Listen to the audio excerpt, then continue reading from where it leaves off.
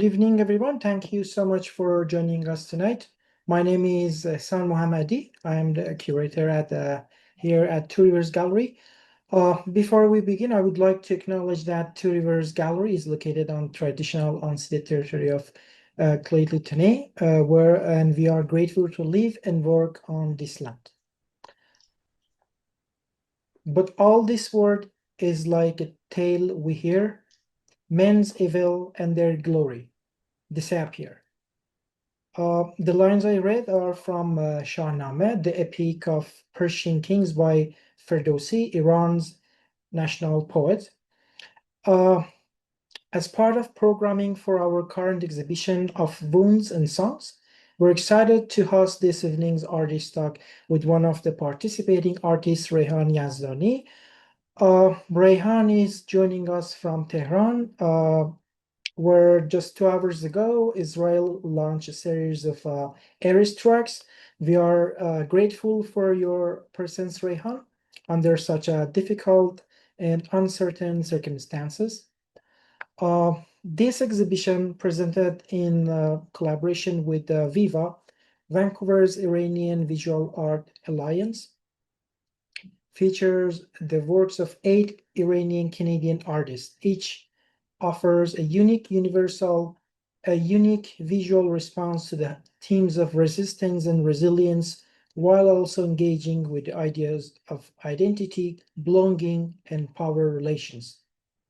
Rooted in a common cultural background, their works explore how individuals creatively challenge social and cultural conventions. Reyhan is currently in Iran and she's joining us from Tehran, as I said, early morning. I think it's around 6 a.m. Reyhan. Am I right? Yes. Yeah. Reyhan is an interdisciplinary artist and designer based in Vancouver. Her research-driven works migrates between the range of media, including work on paper, objects, social inventions, and poetry, to engage with the ontological, material, and spatial inquiries around and about themes of exile, language, and diaspora. Tonight's event is streaming live on Facebook and is also being recorded. We'll have question and answer at the end of this session, and so please feel free to share your question in the chat or save them for the later. Once again, everyone, thank you for being here with us in this evening. And now I'm pleased to welcome Reyhan to the stage. Good morning, Reyhan. Hi, morning everyone, and thank you so much, Ehsan, for a very kind intro.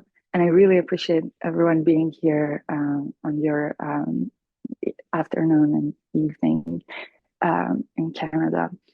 I'm joining from Iran, as you mentioned, and it's pretty early in the morning, but we woke up actually a few hours ago. So I'm just hoping for a really good internet, and I apologize that I might get frozen at times, and please be patient with me and I'll come back. It just, I might have a few disconnects as like interruptions, and I really am sorry about that. I'll go ahead and share a few notes through slides that I have, and yeah, and talk about the work a little bit more. Okay. I'm just hoping that my presenter view works. Can you see my screen but not my notes?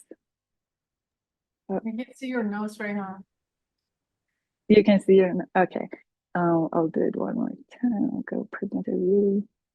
How about now?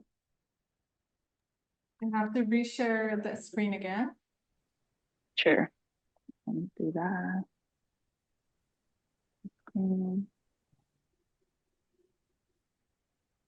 Your desktop, right? For a better, oh, let me see.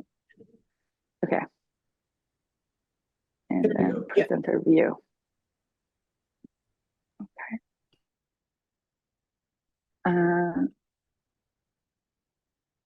It doesn't allow Need to see my notes. Sorry. Just go one more time. How's it now? I see nothing. Oh, okay. I'll do a Zoom share one more time. Sorry.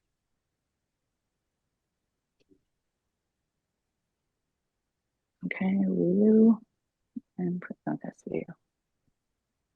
How about now? Very good. Okay, so we see your presenter's view, the one that you're supposed to have on your screen. Okay, so I have to share like Is part of my screen. is perfectly viewable. If this is all what we end up with, it's easy enough to parse, and we get the benefit of seeing your notes. Okay, that's okay. Yeah. Yeah. Or I can also go without my notes, maybe. I'll do if you don't mind, I'll do sharing part of my screen, and then if that doesn't work, we'll come back to this super quickly. Yeah, Okay. it looks fine. Whatever you can. You're easy with the. Thank you. Advanced portion of screen. Okay. Yes, I guess this is it. Yeah, and I apologize about the quality if it's not a good quality. How's it now? It's perfect. We can see. Okay, awesome. Great. Thanks again for having me here, and I really appreciate this opportunity that I was given through Two Rivers Gallery and Viva and Ehsan, Shadi, Mariam, and everyone who really tried their best to put up this great show. My name is Reyhan, and I use she, her pronouns. I'm an interdisciplinary artist, designer, and educator, working across a range of media, including installation, works on paper, objects, social media, social art, not social media, and creative writing. I'm speaking with you today from Iran, as I mentioned, connecting through a VPN that routes me through a virtual location in the US. What are the odds? To reach you in Canada. And I definitely want to acknowledge these geographical and also physical experiences of distance, geography, um, access, definitely a chaotic time as well. Since it's also, I think, related to my land acknowledgement, I work as an unceded, as a guest on unceded territories of Musqueam, Squamish, and Tsleil-Waututh people, known as Vancouver. And also, I feel like I'm kind of obliged by this land acknowledgement to also acknowledge that what is happening in Gaza, and we have been witnessing it over, I think, many months now and years. It's just part of, I think, part of the what we are trying to do with the land acknowledgement as well is just to acknowledge what is happening that is not right. And obviously what has happened in Tehran, just it's another level of like experiencing these circumstances and conditions. I actually wanted to talk about conditions when I get to talk about my work. I will share like a few very short stories, passages, and images, and these are like snapshots of my creative practice. I definitely will talk about like some of the situations and conditions that resulted in the work that I exhibited at Two Rivers Gallery. And I will focus on that body of work as I make my way to that. I want to start by talking about absence, actually. I work with what is no longer there, with what cannot return, with what was taken, silenced, or erased. It's a presence that hums quietly under every layer of my work, in paper, in fabric, in language. I think of absence not just as a void, but as a material, tangible, shaping form, demanding attention. And my work carries the traces of losses I can name and those I cannot. I also want to talk about language as I make my way to my work because I speak to you in English, and this is a language that for me kind of exists outside of my home. So I have a very different relationship to it than Farsi or the languages that I've grown up with, like that exist within Iran. This language kind of limits me in a way, and it also opens different ways, obviously, for me to communicate. But I think for me, it's really important to acknowledge that I cannot be my whole self in English. And that's part of my work, or that's part of, I think, the way that I make my way into. Another point I want to talk about is about proximity. It has become a central concept in how I think and create. I live in a space of layered distances between here and there, home and away, the studio and the kitchen table, the gallery and the digital screen. And this in betweenness, this experience of being here versus there, and always constantly kind of migrating between the two, has been very close to how I work. And I try to really embrace that sense of place, that sense of memory making, that sense of existing in my work as well. I also return to poetry a lot, not as a form of expression, but as a way of composing the work, as a way of arranging objects, making sense of them. And poetry allows me to be fragmented, to be at times kind of chaotic, and also in a way more contemporary to who I am, or how my existence kind of I think show up or is expressed in the word. It allows me also to sit with contradictions and make meaning through rhythm, through silence, through breath.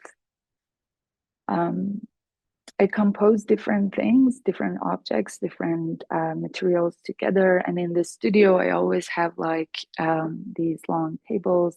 If I have a studio, I'm currently studioless, but there's always this conversation between objects, whether they're clay-based or there are paper or other forms that I have casted or contemplated over and over. It allows me this moment of wholeness, even though everything is still pretty fragile, as these casts of the cassette tapes are. They're kind of like shells of the actual cassette tapes that I listened to, grew up, and the concepts within those. And I won't go into details about this work, since I want to focus on the work that I exhibited in the gallery. But I think I really use this process of casting or paper making and the repetition that exists in both of these processes to really contemplate a sense of existence or a sense of belonging. I want to talk about the work that I presented at Two Rivers Gallery. Sorry. This work was part of my artist residency at Banff. When I arrived at this residency, similar to other artists, I was overjoyed with having this opportunity to have like a studio space and also a great technicians by my side to create work. And this longing for connection to things that I grew up with have been existed in my practice before as well. And it was happening kind of simultaneously. I was always going to the Met website, for example, or other really large institutions and galleries to find works that are related to me and my body in a way. If that relation is through geography, or if that relation is through nationality or other forms. And Shahnameh is one of the works that I have grew up with, and as an Iranian kid, I've always heard stories about. It's a collection of like thousands of poems and stories and different mythical characters that is very important for Iranian community. And reason for that is because it really preserved the language through different invasions to Iran, through different things that happened for actually poets or for people in general. This book has been told to be one of the most important books that really preserved the language and allowed us to have Farsi as a language that we truly can express ourselves in, I guess, as an Iranian, because it has references to 1,000 years ago. We can still have references to many poets within this language. So this book really is a beautiful book of many stories. And I always was drawn into stories within it or visuals and everything, and different versions of it. And this particular version of it that the Met has is the one that I really love and adore. This version has been visualized in the best way possible. And my access to this book has been through the website only. And I really, when I was in the studio, I was really contemplating this reality of like,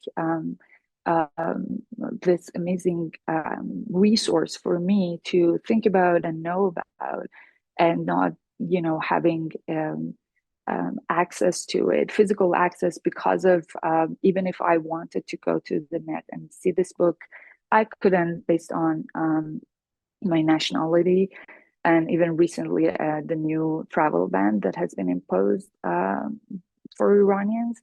And also when I asked for access, I couldn't really get to see the whole book.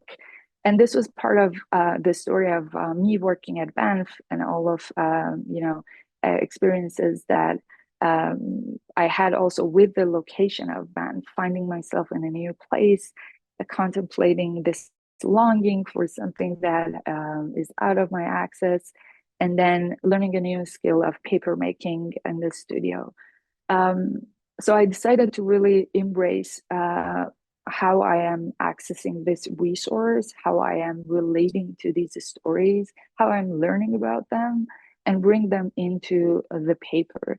So I started first thinking about these papers as the place that I can really express this lack of clarity when it comes to this specific book, when it comes to how I can actually access this book. And then also question the way that institutions and especially museums hold power in terms of the curation of these materials, the way that they move these materials between themselves. And it became like my way of relating to these two language of museums, and also myself as an artist. So when it came to put them all together, I wanted to really be a little bit intentional with how I would see them visually on the space.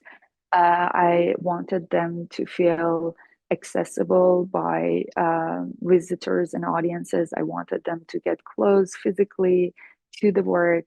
And also, I wanted the work to be free in this space, fluid in a way, kind of questioning the way that I access the work initially through the website.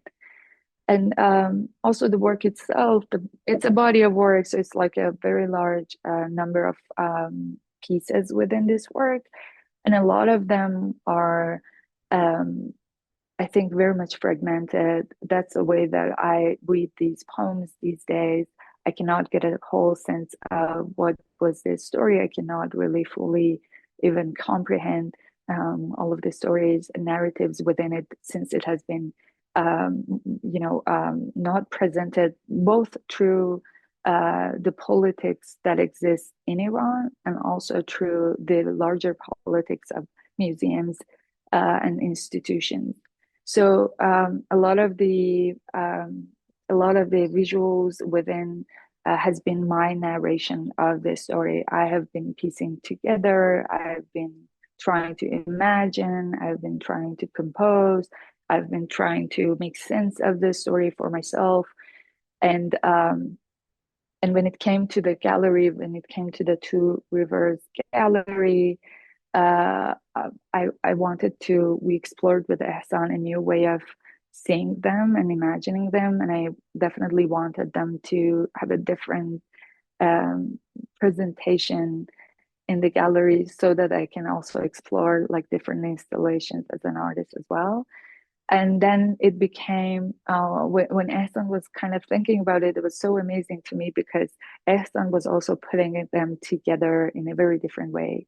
So I really embraced this openness within the work to be read differently, to be accessed differently, to become a different story, basically, based on where it is, who it is presented to, and then what time it is presented. And also, since we were in a group exhibition next to other artists in relation to them. And this was, I think, a great opportunity for me as well to see the work again, like with fresh eyes. As artists, we just get a little bit of distance with the work when the work is outside of the studio. I even feel when I leave the work in the galleries and I come back, I feel very sad sometimes because I feel like the work kind of becomes part of yourself, and you always it's a very different, interesting relationship, but you're also distanced from it since it has been kind of like finished. But I'm really happy that this work never actually kind of reached a finish line. It's always I think it's always growing in a way. It's always composing and becoming together in a different form, and I like to think of it as something that kind of is alive, and it's basically creating itself again and again. And that's the part of the way that I titled the work as well. I really wanted to embrace this sense of hopefulness or this sense of imagination, because thinking about some of the histories and realities of these days in the region that I live in or I have a relationship with, it can become very dark and very scary. And I think it's very important for me to also acknowledge that resilience exists through hope, and it exists through imagination, and definitely it exists within the lives of the people who are living, even under those circumstances. So for the first time, and it was my really first time, I think before that I couldn't really embrace this sense of hope in any of my work. It was always like very I was always lost in my work. I was always like feeling a sense of fragmentation to a point that I couldn't even compose a sentence about my work. This was just kind of, I felt like that's the reality of being a diasporic artist, the reality of accessing a lot of things through many, many filters, physically having a body that is not allowed to travel much or exist much in different spaces. But with this work, intentionally, I was like, no, I want to really think about a sense of hope. And I think in the previous exhibition of the work, the color blue was that a space for me to imagine to imagine and kind of think about this. And then when we came to the group exhibition, just being alongside other artists within that space, I think was enough for me and for the work to feel optimistic, I guess, in a way. Thank you so much. And I hope this quick presentation was, a little bit of something about the work itself. Thank you very much, Reyhan. Thank you so much for your nice words. If you don't mind, I would like to share a video from the BBC that it talks about the Shahnameh. So it's a short video in just in 2 minutes. Let me share my screen.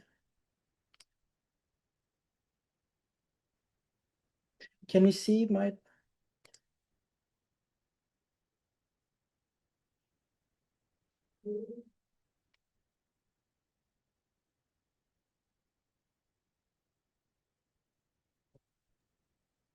Isan, we can see your entire screen.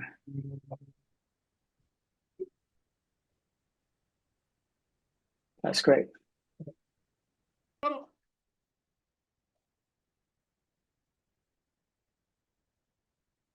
Hey, thank you very much.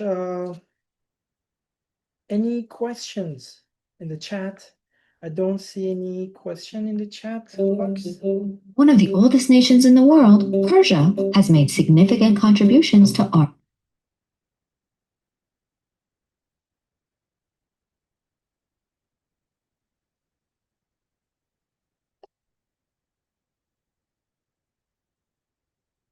If not, then I have a question for you. Reyhan, can you hear me?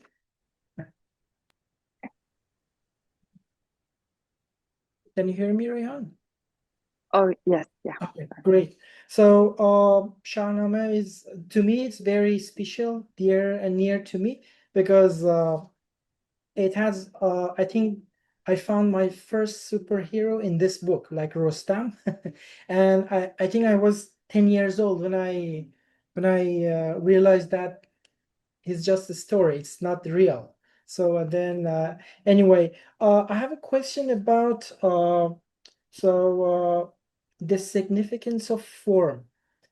So when I see your works, in the form, it's the paper are distorted and the form is fragmented. So it has a fragmented forms. So how this fragmented how the fragmented form conveying the meaning? How does it help to convey the meaning? Thank you, Ehsan, for the question.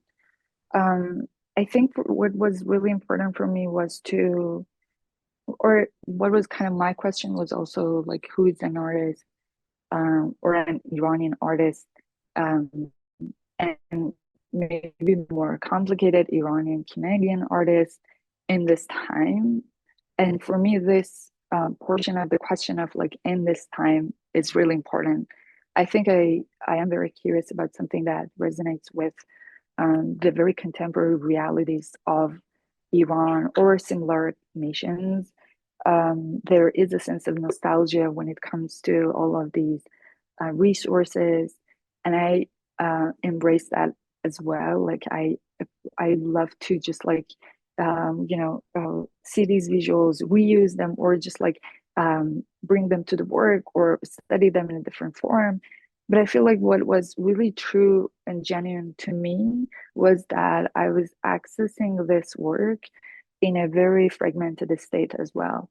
My understanding of the work, even growing up, wasn't an understanding that was whole because of the revolution in Iran and how everything was structured and the educational system. The access was usually presented through families where you were living, and if you had like an uncle or an aunt who were like really fascinated by these stories, or parents, and then they would present these to you. It wasn't like we had like lots of exposure to these let's say materials or resources growing up.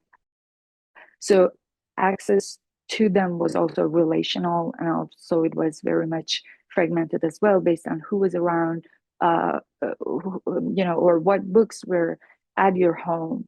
Um, and then the kind of usually then the second layer of access was through museums within Iran or outside, of like seeing a few pages. So I think for me, that sense of like not seeing this whole book, that I feel really related to, and I feel like I should know about, and I feel like I should really be an expert in, but not really knowing all of these stories, not really having a place to go back to and feel like, okay, this is kind of like where I can get the full picture, or this is where I can see the whole book. This is where I can see this version from this century. And the story and the way that I read it and understood it was also very much fragmented. It was always in pieces. It was always about how much you would collect, how much you could get. And I think that was something that I wanted to bring to the work as well. I wanted to say that the way that I'm understanding, let's say, one of the characters, Esfandiar's story, is very much fragmented. I can understand this much, and then I don't know the rest. So that has been something that I feel like in the work I wanted to embrace. I wanted to show how much also it's a pain for me to see and understand the work in this way. But at the same time, I wanted to say that it still I am forming my story. I think this was really important for me to acknowledge all of the issues that exist with how I can see this work, how I can understand myself within this work in a very kind of again fragmented state. But also, I really wanted to emphasize that it's my story. It's still my reading of this story, and it exists, even if it's kind of in pieces, even if it's not full, but it exists. So it's a very, I think, maybe unusual way of accessing a story or understanding a narration, but I feel like it conceptually resonated with how I really had this story. Yeah. Thank you very much. Thank you so much. Any other question in the chat? I may have one. I apologize in advance. I usually think of something, but by the time I end up asking it, the question isn't fully formed. I remember the last time we talked about your work, I remember talking about feeling a sense of hope. There was a hopefulness or even a humor in your work, but I couldn't quite trace where it came from. And now I think I may have a theory that I'd like to test on you. There is um, there is a post-colonial philosopher called Spivak, whose main theory is, can the subaltern speak? The idea is, can the rank and file colonized subject, the average Indian person, for example, can they ever retrieve their own voice? Because after so many centuries of colonization and being spoken for, they may no longer have a voice left. And she came to the conclusion that the subaltern can't speak. There are too many layers, too much hybridity. There is no voice left to retrieve.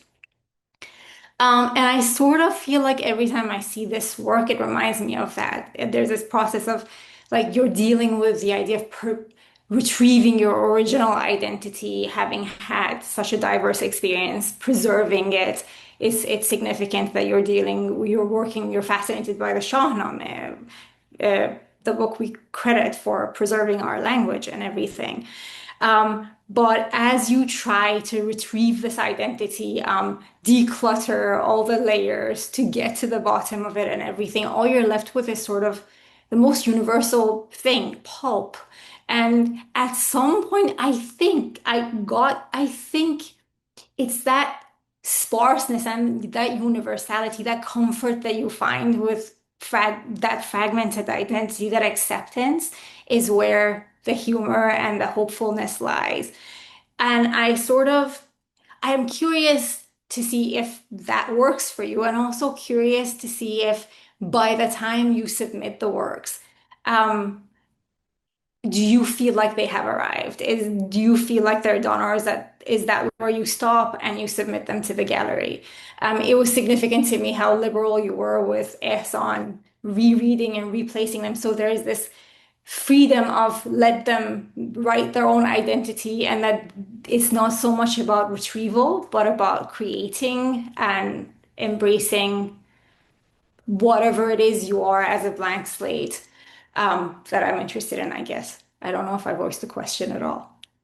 No, you did. And thank you so much for such a thoughtful question. And I feel like I was, and I was really interested in a different, an alternative narration of Iran. And when we think about, bodies of work that are in relation to Iran or similar region, I think then there has been like a very, as you mentioned, like a version that has been told by often colonizers and their allies in terms of like in their own benefit, and we have also been heard that version as well.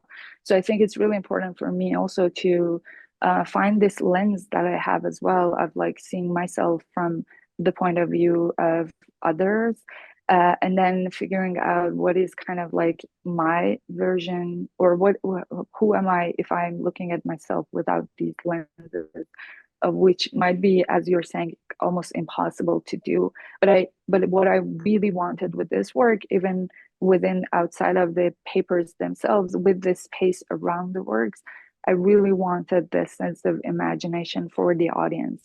I wanted both the audience who understand this story, who has a relation to it, whether through geography or language or just the visuals themselves, to form this connection to the work and be curious about like, oh, what is happening next? Oh, this doesn't kind of lines up with the story itself.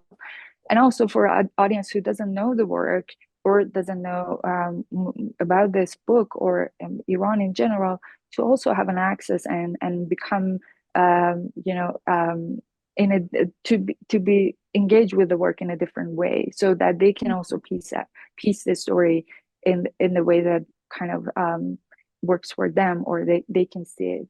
I wanted that sense of fluidity in terms of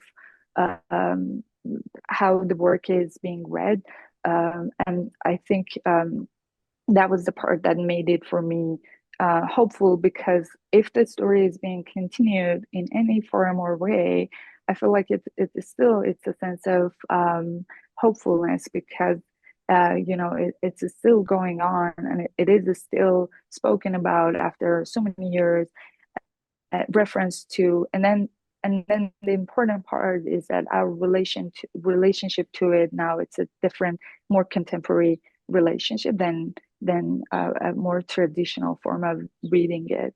And yeah, I'm not sure if I answered your question. No, that makes sense. So sort of you kind of let go of the narrative. You let it write itself. You let people help write it. And it's that liberal abandon that I guess gives it that final sense of hopefulness and optimism, I guess. No, that was perfect. Thank you so much. Thank you, Mariam. Thank you, Reyhan. We have one question from Facebook. Reyhan, your work have such loud and powerful voice, both in its artistry and sense of archival. I always wonder with any artist, what is that you want your work to be remembered for? Another question, what is the most important message you want to last through time? Two questions, actually. Thank you. Yeah, thanks so much for the questions. I'll write down a few notes before I forget. So the last question was about what is the message of the work, or what kind of like I'm hoping for to be the message of the work. And the first one, can you repeat the first question, Aslan, please?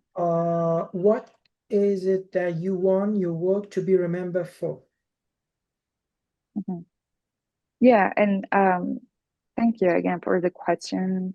And I think they mentioned in the question also like my way of working with archive that I didn't get to talk about a lot, but it's something that I am really fascinated by, and I go and kind of it's very interesting to me to work with archives. And once I started working with archives, it just like opened up a different way of thinking about the work, because from museum archives, which this work was started from, I went to family archives. I went to archives that my family has books in domestic objects and clothing and other things and photos. So I feel like I working with archives has been a very interesting journey for me that is opening my eyes to very different things within both, again, like the institutions, and then how people actually preserve their own history, specifically when we are talking about locations and geographies like Iran, that history can be something that is it's very tricky to talk about, because the narration has been formed, censored, shaped by so many different ideologies and politics, that it's very hard to actually get a sense of history when it comes to, let's say, a place like Iran. So yes, working with archives has been very fascinating to me, and I've been working with my family's archive of photographs a lot, thinking about how they informed my understanding of self as well. And now having, I think, a kid myself and being a mother has shaped or changed my understanding of how I make work as well. As you're talking about the message of the work, or what I want the work to be remembered about, it just also kind of like, brings up this notion of like generational memories, or generational understanding of self, that I'm hoping that I can, not to say that there is even a valid message, I think, in there, but just a curiosity, like a curiosity about what is possible. What are the alternative ways of reading a history? What are the alternative ways of understanding identity when it is very much displaced, very much uh, fragmented, very much disoriented at many times, and it still kind of exists within those conditions. So I'm very curious for the audience to also think about this understanding within the moment, the chaotic moment that we all are living in, and thinking about what is our kind of physical, bodily, and also conceptually understanding of self, or of notions like home, of language, and of history. Um, yeah, I hope that I answered that question as well. But Yes, thank you very much, Reyhan. Thank you so much. I don't have any other question, and in the chat, I don't see any other question. I have something I wanted to mention to Reyhan, since this the presentation of your work at Two Rivers Gallery was a little bit different from what you had experienced at Seymour Art Gallery. The way you presented your work there, and it was immersive. Now it's lined up just side by side. I wanted to just tell you what I felt differently about this series, besides the fact that it was, you see these layers, you see the fragmentation. Taking back the layers a little bit made me look at the way you deconstructed and deformed the shapes that you chose to have in the work, like the rectangles or the boxes that were resembling, I think, the book, or the frames that were like broken, or one side was open, or the even like the manipulation of the forms, the twists, etc. That gave me, again, back to the hope and possibility and optimism that you touched on. I think this quality of abstraction made me go there a lot more this time. Yeah. thank you, Shadi. Thank you so much, and I really appreciate hearing how you're seeing the work. It's always, I feel like when it comes to the galleries, it's always like a collaboration in my eyes. So that's why I think our conversation that happened was really informative in terms of like seeing this work in the place, because that's kind of like or the way that I resonate with the work, specifically this work, and I feel like we had this conversation before as well, was that I really felt such a similarity to this book itself. I felt like that's a body that has been preserved in museums. It has been traveled and gifted and has been bought back again. Like it has been moving through the world for so many years, and now it's kind of located in a place that is not accessible, but also it had like a freedom of movement. And I really compare it to myself, my body, when I think about this book specifically. And then when it comes to the work itself, I am hoping for that kind of freedom for the work itself, to be able to move, to be able to compose in a different way, to be presented in a different way, embraced in a different way for the audience.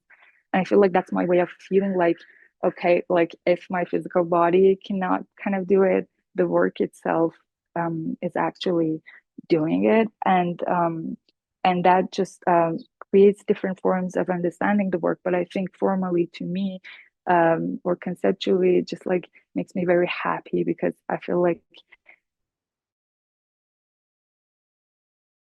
I've been kind of like expanding. And I'm so happy that you shared that. It just it's kind of like working to show a different layer of itself.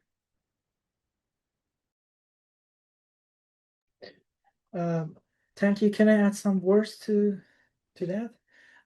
So we had a chat, Shadi, with Reyhan, and like I tried to like the layouts and things like that. And to me, because the form was so the works are fragmented, they are expressive and fragmented in their own.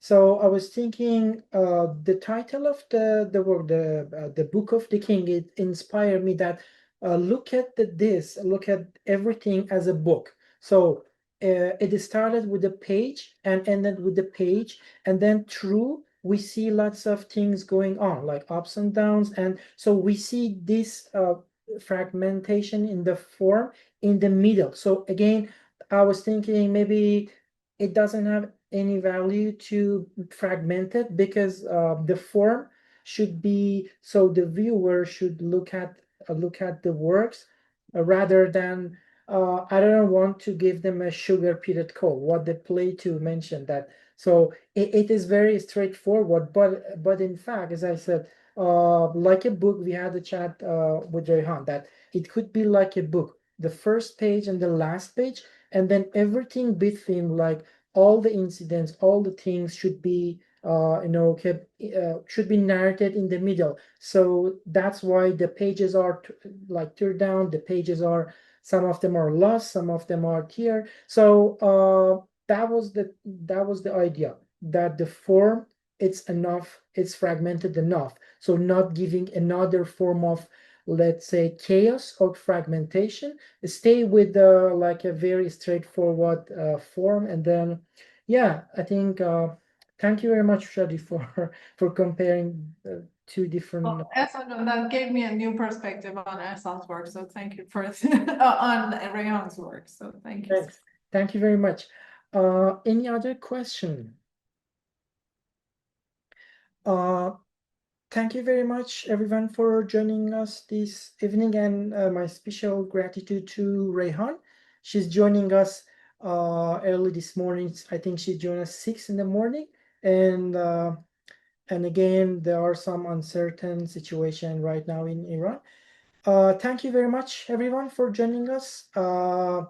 Have a wonderful day. Just let you know that we have another program for this show this Saturday. We have 5 documentaries as a part of Cinema CNC. We're going to have 5 documentaries you can check out in our website and also in our social media platform. Thank you very much, everyone. Have a wonderful evening.